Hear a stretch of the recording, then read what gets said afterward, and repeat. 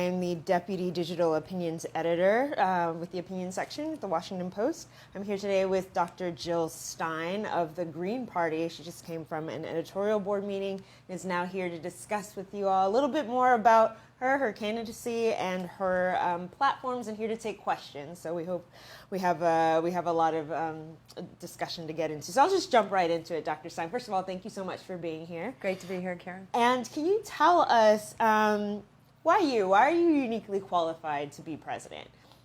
I'm running for president because I think we're going in the wrong direction. I think people have had it with a rigged economy and with a rigged political system that keeps us stuck in that.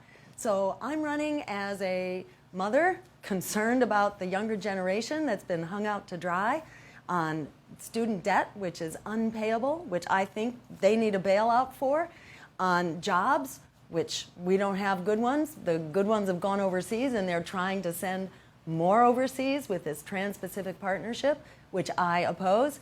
On the climate. And I am the one candidate that's not taking money from the fossil fuel companies, nor from lobbyists, and I don't have a super PAC. So I am uniquely qualified in being the one candidate that is not on the payroll of the big banks and the fossil fuel giants and the war profiteers. So I have the unique ability to actually stand up for what the American people want. And as a medical doctor and as an activist, I've been very involved in actually building large coalitions of everyday people to get stuff done, actually outside of government, not corrupted by the big money that unfortunately kind of rules the day behind the scenes, but to get stuff done to protect our public health, to try to move us towards clean energy and towards good jobs and good wages. And I've been an advocate for a healthcare system as a human right. So I come to this with the unique ability to actually serve everyday people, not the big money sponsors, because I don't take that money. So if we could jump right into the questions about public health. This is a question from Facebook user David Levin.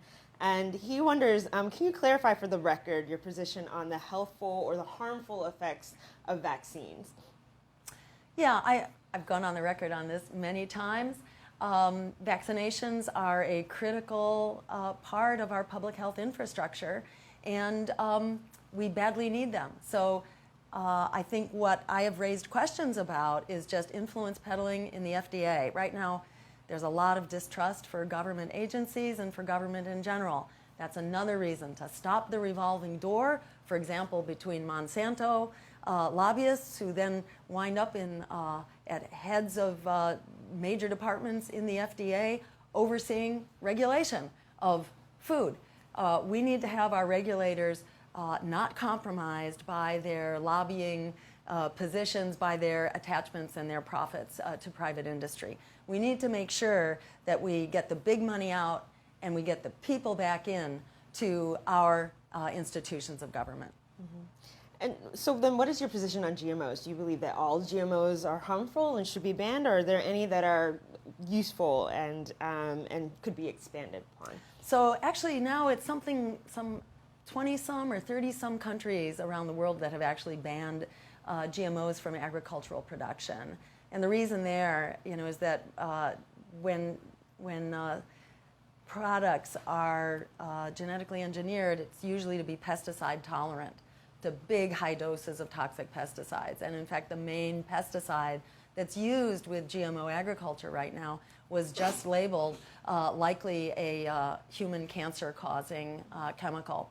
So public health institutions and physicians are saying, wait a minute, let's look before we leap here. So we're calling for a moratorium until we're sure that what we're using is safe.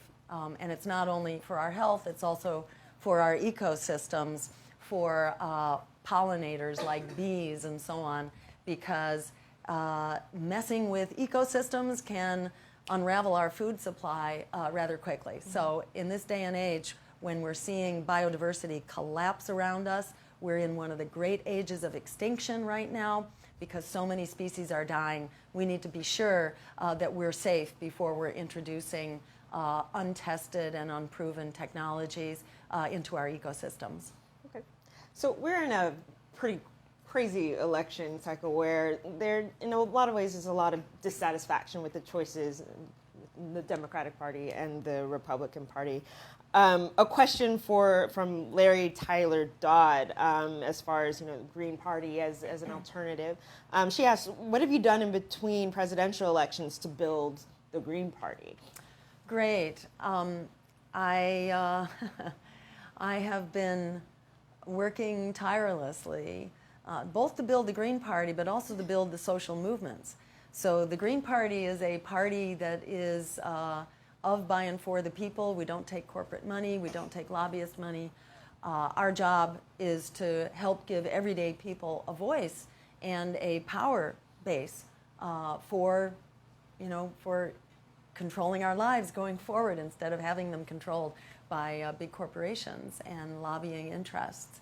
So I myself have been very involved in helping to build the climate justice movement, to help educate people about the need for clean renewable energy and about the incredible possibility and opportunity for us to convert to 100% clean renewable energy right now.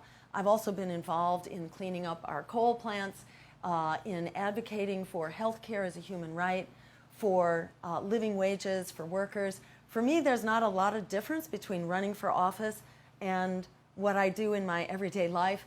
I pretty much continue working to build those movements and the voice of the Green Party at the local, state, and national level so that we can take back our democracy and actually get it working for us. So on both sides, on the Democratic and the Republican side, there's been a bit of an appetite for a revolution. We've seen it to a certain extent with Donald Trump and to a certain extent with Bernie Sanders. Yet the hard truth for the Green Party, for you as a candidate, is that you're polling at 3%. How do you account for those low percentages, and how do you... It's not rocket science, to understand that when Donald Trump had $2 billion worth of free primetime media, and Hillary Clinton has had $1 billion, Bernie Sanders had about half as much, and we've had basically zip.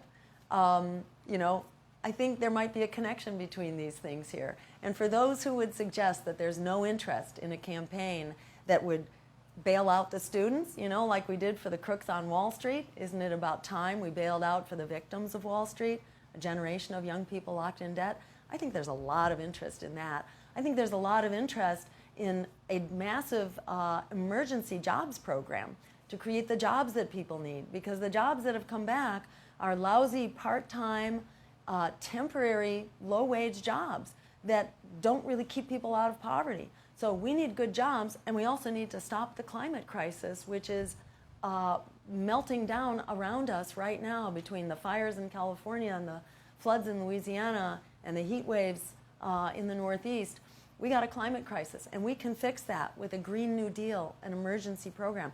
There's enormous interest in that, as there is, for example, in health care as a human right, which would cost us no more money, but would ensure that everybody gets it instead of spending $500 billion a year on wasteful paper pushing and CEO salaries that are exorbitant. Instead, we can make sure that everyone has health care as a human right. So I would say, let's get into the debates. Let's ensure that the American people have a right not only to vote, but to know who they can vote for. Go to my website, jill2016.com, and get on our open debates campaign. You can also sign up to be a volunteer or to make a contribution. And let's make sure that we, the people, do not get locked out of this debate and locked out of this election at a really critical time in our history for whether we're going to stop climate change before it stops us in our tracks, whether we're going to stop these expanding wars, whether we're going to get a generation out of debt, and make sure that we have public higher education available as a right for free, which it should be. Okay, so Tatiana Fairqueen is asking, what is your position on Cuba and what Obama has done to improve diplomatic relations with the island? I think he's done exactly what needed to be done to restore diplomatic relations, and I think we should stop the economic embargo as well, and let's restore relations between these two countries, which have been at peace for an awfully long time now, and there's enormous cultural exchange that people are, really ready to have. So I'd say let's keep moving forward. And another from Brandon Kalashian. How do we make sure that excitement for the Green Party doesn't fall after the election is over?